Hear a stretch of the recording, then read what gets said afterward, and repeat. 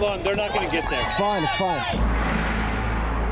40 miles into a 340-mile race across the Missouri River. We don't need to get over until right then, you know. During the Kraken's first resupply in Napoleon, Chris, ramp!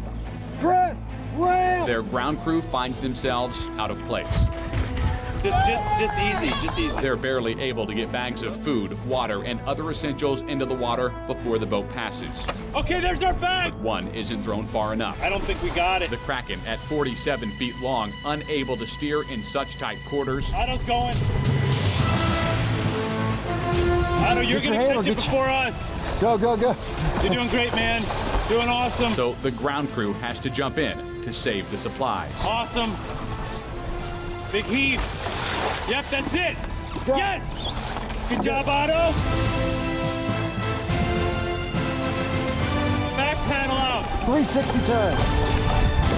You're the man, dude. Damn. I'm bringing a life jacket down. I've got a spare life jacket. All right, cool. Okay. On to the next. Yeah, this is how you get stories.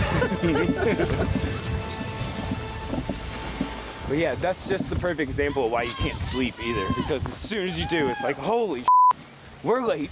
After the Kraken is back underway, Okay, full speed. They didn't see us coming, did they? Chris and Otto on the shore reset. 12:05. Man, we're running at a 9.5 mile an hour pace, maybe a little bit faster. All right, yeah, we'll adjust, adapt, and head on downstream. Okay. With 300 miles to go until the finish line in St. Charles. I take back all of the positive things I said about this race yesterday.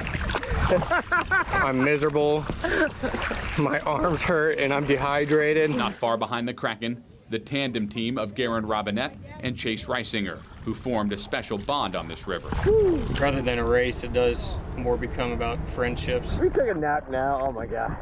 I don't know if we can get back up for a while. Here, they discovered a common thread. We're both from Oak Grove, so that large vastness of the river race quickly became very small. They're teaming up for the first time this race. We switched to single blading. It is like you gain a new friend, a family member. It's also easier to mess with your partner.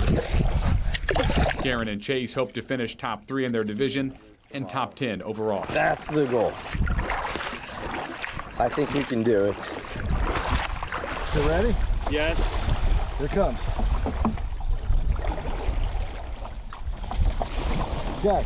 Both colossal in size and in reputation, the Kraken represents what might be the greatest feat of human ingenuity in this race. The Kraken! It's Matt's creation for sure. As the team pedals, the connected paddles strike the water, The concept of the Kraken is basically we design a perfect paddle stroke. propelling the boat forward in one cohesive motion. So it looks like a freaking spider walking on water almost. We gotta grind until this turn, don't we? Yeah. Halfway through the first day, they're catching up to some of the solo racers, Hey, how's it going, Lauren? including Lauren Rodriguez. I almost didn't recognize you because your pants aren't flashy enough.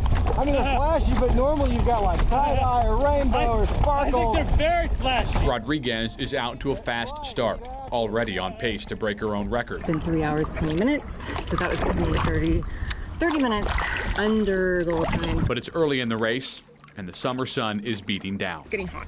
I'm going to pour water over my head. There's little time for relief as she makes a stop at the first checkpoint in Waverly. Okay, catch me, I'm flying.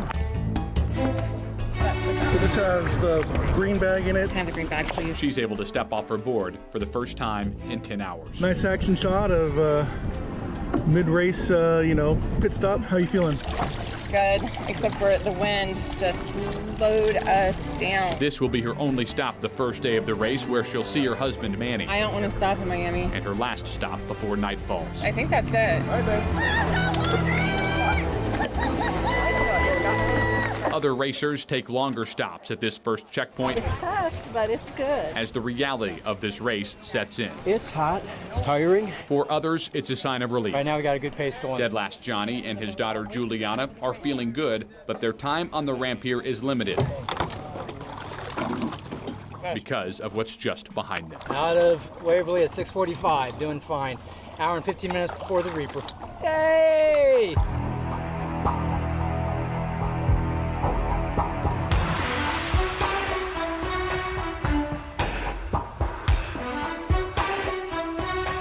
As if this race wasn't hard enough already. Don't see them, but they could be right in the sun. Paddlers have to beat this 1969 vintage aluminum Starcraft. Hope to see you at Waverly. Ahead of you, I'll never make it. Affectionately called the Reaper. If it beats you to a checkpoint, you're out. Is this your first race? Yeah. Oh, you gotta make it to Waverly then. They've already claimed several victims on the way to their first checkpoint. 4 minutes, guys. But this tandem isn't going down without a fight. You got this! It's the final countdown! Come on, guys! You got this! It's the final countdown!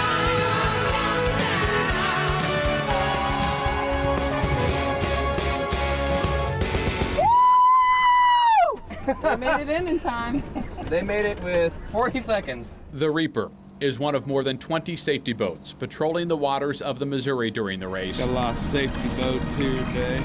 Make sure everybody's safe all day. Some of them are owned and operated by Missouri River Relief. Everything we do is an avenue to bring awareness to the Missouri River, to encourage people to care about this resource. This is one of the first years the nonprofit is putting on the race themselves, after taking it over from race founder Scott Mansker, who now serves as safety boat coordinator. It's the best possible retirement. Even though the race has changed hands, the goal remains the same. So it works directly with our mission of connecting people to the Missouri River. Every person involved shares in the mission to highlight the river and its importance. People don't even realize Kansas City would not even be here if it wasn't for this river. I mean, to support a population of this size, you have to have a water source that you can count on.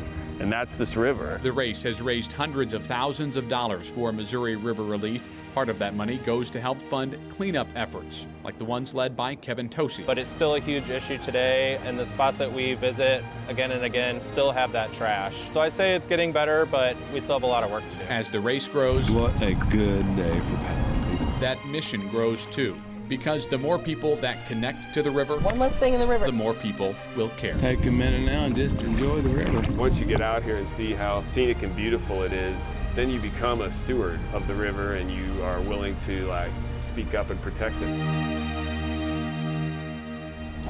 Let's get back up to speed. As the afternoon turns to evening on the first day of this race, Remember though, we're racing for day 2. the fastest boats have separated from the pack. And the Kraken has already caught all but the speediest solo racers. There's 4 really good solos this year. Duddy LeCave, he's in a Riverhawk now. Upstream, outstream, downstream. As their ground crew of Chris and Otto await the next resupply in Miami, more than 100 miles into this race, Any minute now. Wait, hurry, wait. the fastest solo rolls in. Way to go, Daddy! Dustin Duddy LeCave. He's in first overall right now. Man, this thing's fast. I'm telling you, man, it's you, Duddy.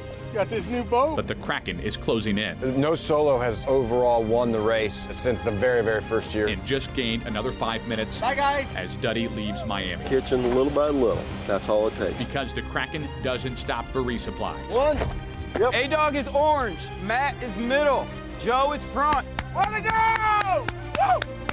This exchange is near perfect. Good toss. We redeemed ourselves. Now the Kraken sets their sights on first place, hoping to catch Duddy as night sets in. Yeah, once the weather stops, or gets dark, cools down, we'll see. But nightfall on the Missouri River brings an entirely new set of challenges.